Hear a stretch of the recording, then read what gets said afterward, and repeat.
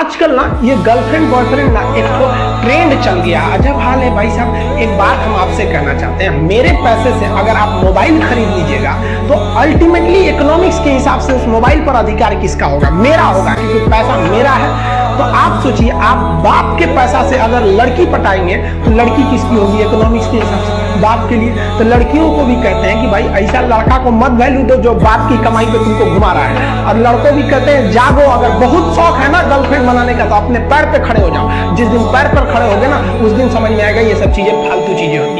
ये जीवन आपका ब्रह्मचर्य जीवन है, इसमें इतना मुकाम हासिल कीजिए, उस बुलंदी पर जाइए ना कि जब आप नीचे बैठे तो लोग कहें कि कितना महान व्यक्ति है, न कि नीचे बैठने पे कहे कि इसका यही औकात है। कमजोर इंसान जो होता है ना वो बदला लेगा, और ताकतवर इंसान अक्सर आपको माफ कर देता है, लेकिन समझदार इंसान नजरअंदाज कर देता है। तो कोई नजरअंदाज कर रहा है तो बेवकूफ मत समझिए।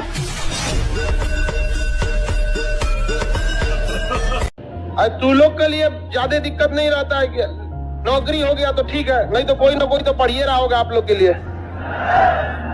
लड़कों के बारे में कभी सोचो, बेचारे का जीवन कितना कष्टमय है। तू लोग क्या खुश है? लड़का सबका डबल चैलेंजिंग जिंदगी होता है, चारों ओर से गाली सुनना पड़ जाएगा बेचारा। पटना से बेरोजगार लौटेगा तो लोग गरियाएंगे कलेक्टर साहब, और उसको इसे पढ़ने नहीं देगी सब। बताओ, कभी लड़कों के साथ अन्याय हो गया हम बर्दाश्त करते हैं?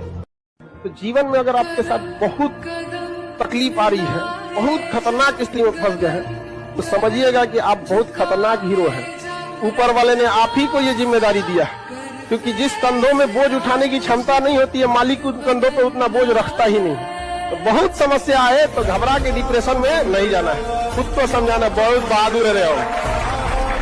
याद रखिएगा, ऊंचाई पर ठहरने का जगह नहीं होता है, इसलिए जब आप सीढ़ियां चढ़ रहे होते हैं बुलंदी की, तो जो लोग रास्ते में मिले उनसे अच्छा रिश्ता होना चाहिए, क्योंकि लौटते समय उन्हीं से मुलाकात होगी।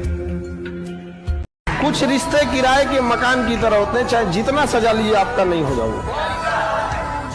लेकिन अगर आप किराए के मकान को अपना मकान समझ जाते हैं, जिस दिन खाली करना होगा बहुत तकलीफ होगी। बेहतर होगा डे 1 से समझिए आप।